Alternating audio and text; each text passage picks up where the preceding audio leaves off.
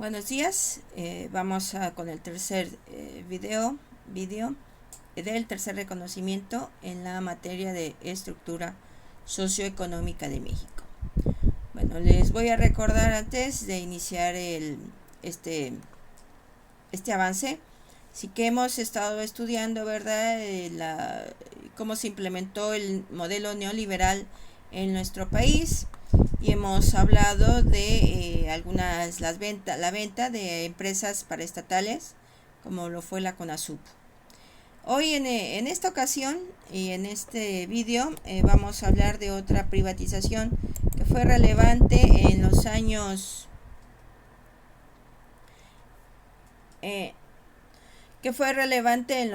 1990.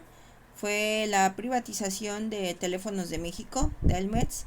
Esta empresa era una empresa mexicana, como lo es hoy Pemex, ¿verdad? Era otra de las grandes empresas en nuestro país. Telmex, Teléfonos de México.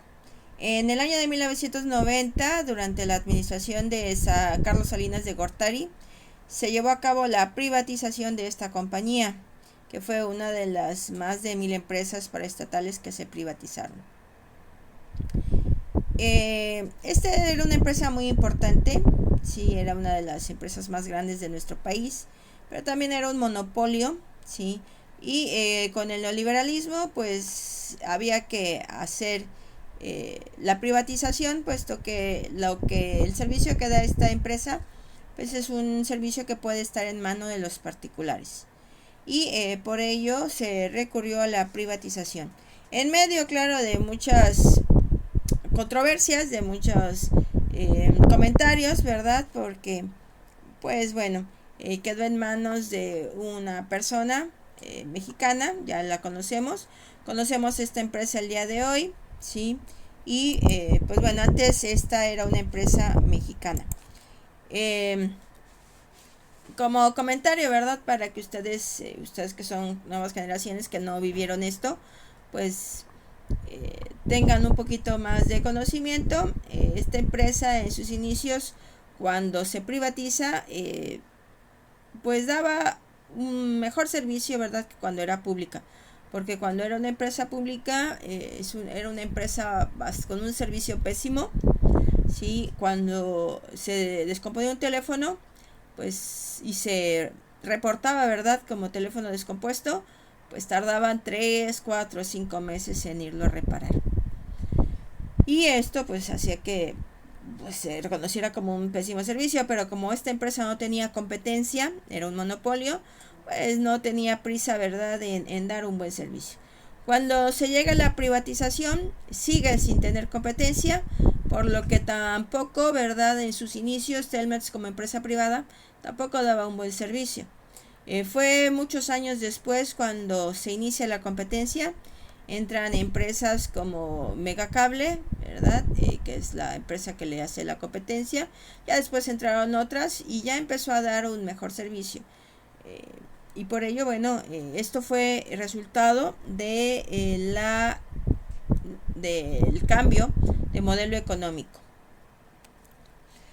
Otra cosa, ¿verdad?, que se dio, otra situación que se dio con el modelo neoliberal fue la firma de tratados de libre comercio, como lo fue el Telecán. Esto es lo que realmente marca la apertura comercial a la hora de hablar de neoliberalismo, la participación en acuerdos comerciales, ¿sí? Y aquí, como lo dice esta diapositiva, con la apertura comercial y la reconversión industrial se requirieron nuevos mercados para los productos mexicanos. Esto es lo que debe significar, lo que de hecho significa un tratado de libre comercio, ¿verdad? Nuevos mercados para los productos, para las mercancías. Si uno es empresario, ¿verdad?, pues tiene un nuevo mercado cuando se hace un tratado de libre comercio.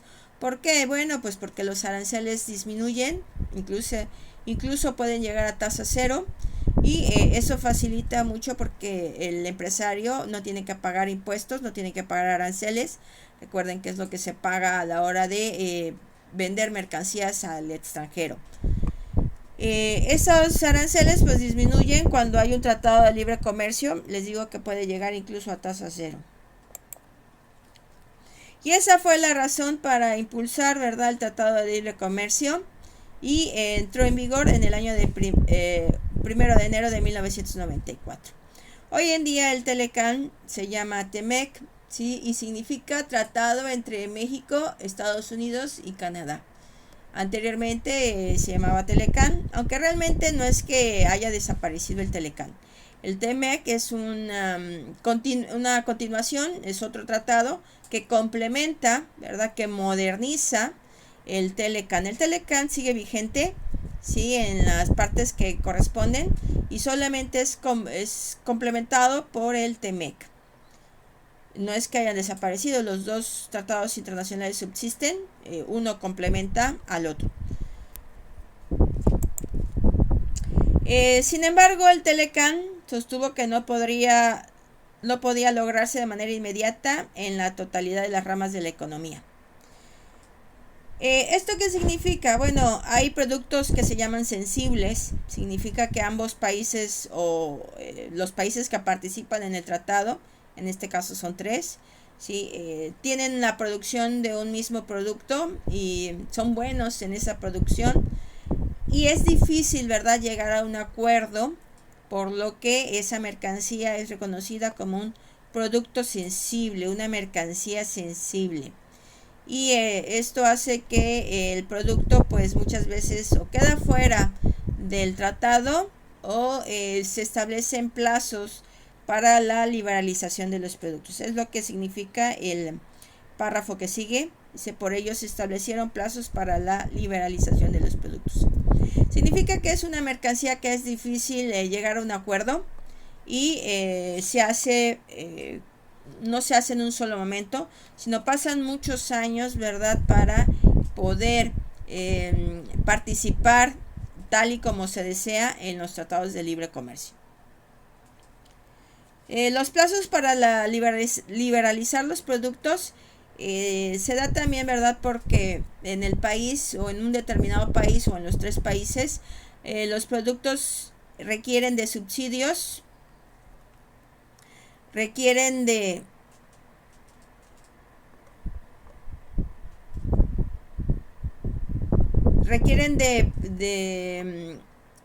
estas ayudas, y al necesitar estas ayudas es difícil quitarlas, ¿verdad?, porque sin esas ayudas los productores no pueden fabricar o producir esa mercancía. Cuando este producto requiere de esas ayudas económicas a través de los subsidios o subvenciones, es necesario, ¿verdad?, liberarlo a plazos. Esto es pasando varios años, si se van recortando las ayudas o se van disminuyendo los aranceles con el paso del tiempo, no se hace en un solo momento.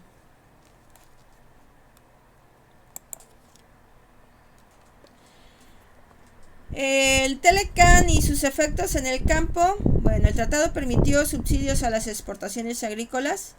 Los 3 países las usan, pero los incentivos en Estados Unidos son mucho más efectivos. Aquí hay un rubro especial para el campo, ¿sí? Ahí lo van a encontrar en la página 149 de su libro. Hay un rubro especial cuando se habla de campo porque es uno de los sectores más sensibles cuando hablamos de tratados de libre comercio. Y esto es así, primero porque se trata de la seguridad alimentaria. Es uno de los sectores más importantes en cualquier país, puesto que en el campo se producen los alimentos. Y estos alimentos, pues recuerden que es el producto, la mercancía más importante para cualquier sociedad. Esa es la razón por la cual permiten subsidios a las exportaciones agrícolas, aunque los efectos que se dan en el mercado mundial no son muy buenos, porque puede provocar que haya una competencia desleal entre los campesinos de los diferentes países, sí, pero aún así están permitidas por la razón que ya hemos explicado, sí, porque es importante la producción de alimentos. Hay países donde si no se dan esos subsidios, pues el campesino no puede cultivar, no puede producir esos alimentos. Y esto es básico, ¿verdad?, para cualquier sociedad, que haya alimentos. porque de otra manera pues perdemos esa seguridad alimentaria. El país que mejor efecto tiene, ¿verdad?, de estos subsidios en sus campesinos, de estas ayudas económicas a los campesinos, pues es Estados Unidos. En nuestro país, ¿qué podemos decir de esas ayudas a los cultivos, al sector agrícola? Pues tenemos muchos problemas, ¿sí? Regularmente el campesino no recibe la ayuda porque pasa por muchas manos, y el pasar por muchas manos, el que intervengan muchas personas, pues hace que la ayuda económica no llegue al campesino. O bien puede pasar también que la ayuda que llega al campesino, pues no sepa organizarse, no sepa distribuirlo, o lo malgaste en otros efectos que no corresponden al cultivo de sus productos. Bien, esto es en cuanto a las empresas, ¿verdad?, que se han privatizado, ¿sí? Y en cuanto al efecto de crear tratados o acordar, ¿verdad?, tratados de libre comercio, que recuerden, todo esto es consecuencia de la implementación del modelo neoliberal. Por la implementación del modelo neoliberal también se dieron unas reformas constitucionales. Hay que hacer un paréntesis, ¿verdad?, antes de continuar hablando de las privatizaciones. Y para poder hacer estas privatizaciones hubo que hacer reformas. Quiero que aquí pongan atención porque hubo dos diferentes tipos de reformas. Hubo reformas constitucionales y hubo reforma legal. No es lo mismo. La reforma constitucional modifica, añade la Constitución, reforma la Constitución, ¿sí? Cambia la Constitución. Y la reforma legal cambia las leyes. Recuerden que la Constitución es una norma primaria, es la Carta Magna, es nuestra norma suprema, y las reformas a la Constitución son muy diferentes a una reforma legal. La reforma legal solamente hace modificaciones en las leyes, y estas leyes son las leyes secundarias, ¿sí? Son normas secundarias de menor rango, de menor jerarquía que la Constitución. Por ello, pongan mucha atención a la hora de estudiar en si se trata de una reforma constitucional o de una reforma legal. Bien, la nueva política económica implicó medidas y disposiciones tendientes a integrar a México en la economía global.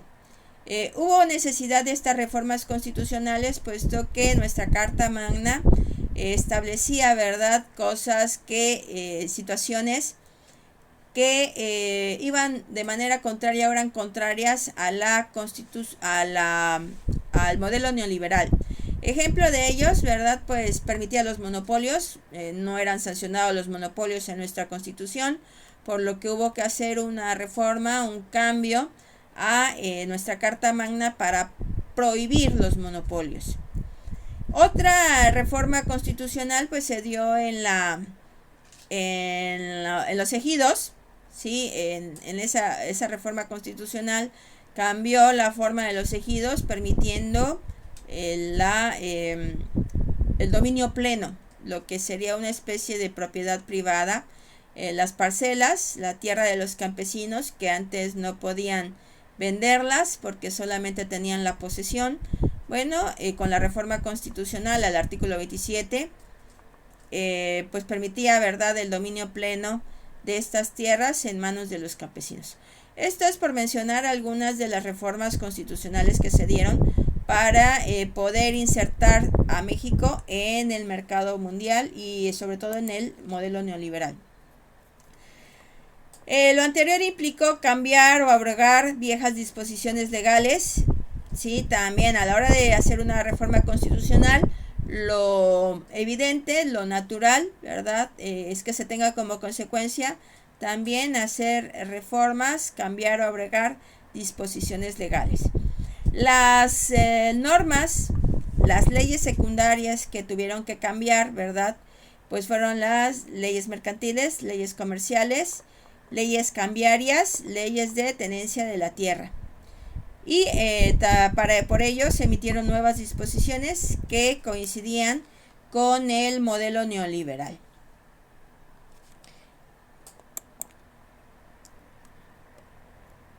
En ocasiones las nuevas disposiciones contravenían preceptos constitucionales y hubo entonces que modificar la Constitución.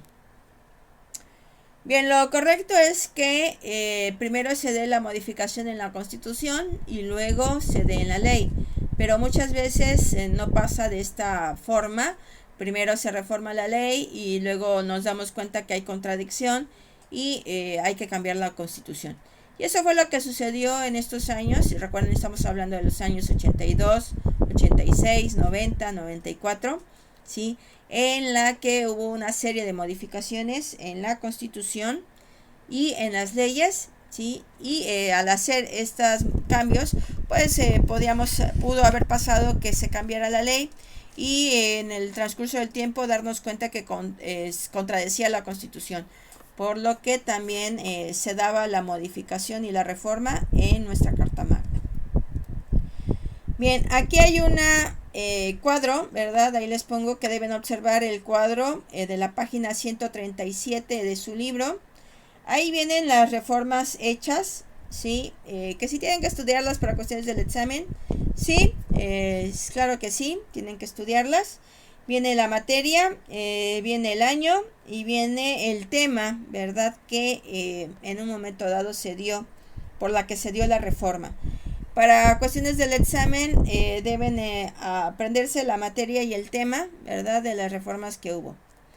Bueno, vamos a dejarlo aquí. Es suficiente por el día de hoy y que tengan un excelente día.